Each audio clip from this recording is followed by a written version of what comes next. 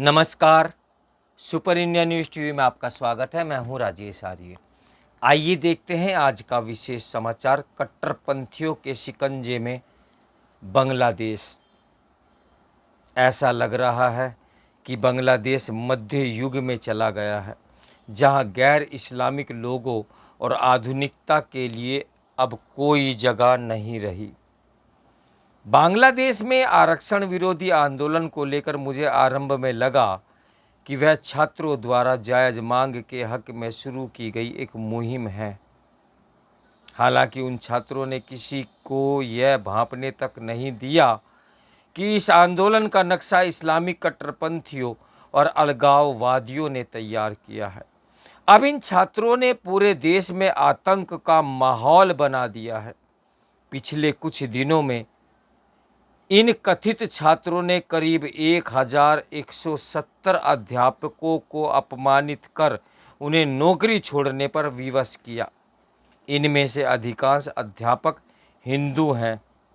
उच्च एवं प्रतिष्ठित पदों पर नियुक्त रहे हिंदुओं सहित समूचे अल्पसंख्यक समुदाय को लगातार निशाना बनाया जा रहा है। जिहादी लड़ाके और सजा याफ्ता अपराधी जेलों से रिहा किए जा रहे हैं। जमात ए इस्लामी और जिहादी समूह हिजबुत तहरीर से प्रतिबंध हट गया है। आईएस का झंडा लेकर हिजबुत तहरीर के लड़ाकों ने ढाका में रैली की। अलकायदा के दिशा निर्देशों पर गठित एहसनुल्लाह बांग्ला टीम के जिहादी नेता मोहम्मद जसीमुद्दीन रहमानी को जेल से रिहा कर दिया गया है। इस समय बांग्लादेश की सड़कों पर राजनीतिक दलों से ज़्यादा जिहादी इस्लामिक समूह हैं। ये लोग खिलाफत की स्थापना करना चाहते हैं। इससे पहले कि बांग्लादेश पूरी तरह जिहादियों के चंगुल में फंस जाए, कुछ उपाय करने होंगे। इसमें सबसे पहले तो जल्द से जल्द निष्पक्ष एवं पारदर्शी चुनाव कराए जाने चाहिए। चुनाव में आवामी लीग सहित सभी राजनीतिक दलों की भागीदारी होनी चाहिए। चुनी हुई सरकार मजहब के आधार पर की जाने वाली राजनीति खत्म करे। इस प्रक्रिया में जमात ए इस्लामी को राजनीतिक दल के रूप में मान्यता न दी जाए, क्योंकि वह मूल रूप से मजहबी संगठन है।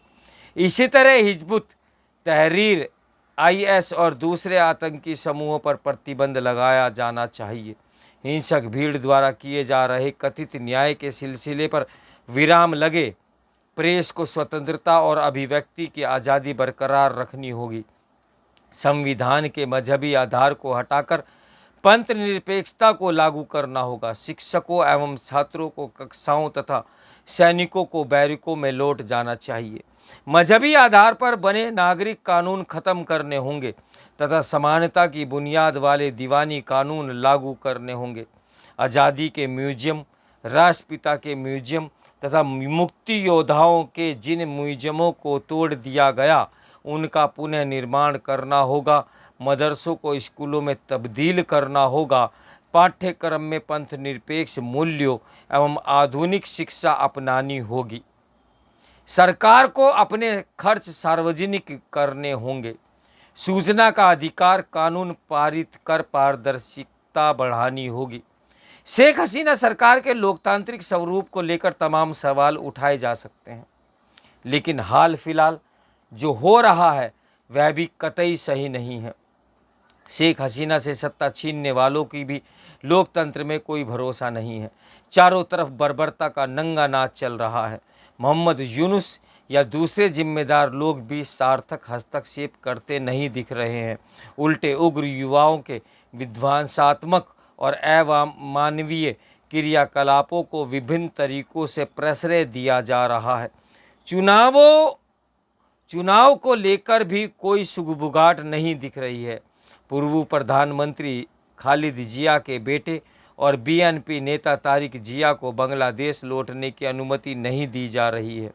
सत्ता पर नियंत्रण फिलहाल जमात ए इस्लामी के पास है और वह नहीं चाहती कि बीएनपी के नेता लौटें। तारिक जिया के बांग्लादेश लौटने पर जमात का महत्व घट जाएगा। इसलिए जमात चाहती है कि बगैर चुनाव के इस्लामिक कट्टरपंथियों के साथ देश की सत्ता जितने समय तक उसके पास रहती है, वह उतना ही अच्छा होगा। इसी तरह वे लोग बांग्लादेश में पूरी तरह इस्लाम का शासन लागू कर पाएंगे। दूसरी ओर शासन की कमान संभाल रहे मोहम्मद यूनुस रहस्यमय व्यक्ति हैं। यूनुस मूल रूप से एनजीओ वाले हैं। सवाल यह उठता है कि क्या ऐसे व्यक्ति से सत्ता संभलेगी? यह तो समय ही बताएगा कि वह कठपुतली है या निर्णय लेने के लिए पूरी तरह आज़ाद।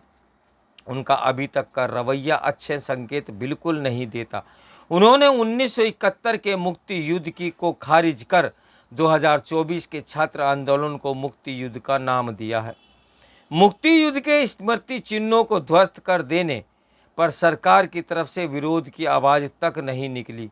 जब आंदोलनकारी स्मारकों पर हथौड़े बरस रहे थे तब यूनुस ने कहा था कि मुक्ति योद्धा विजय के उल्लास में डूबे हुए हैं।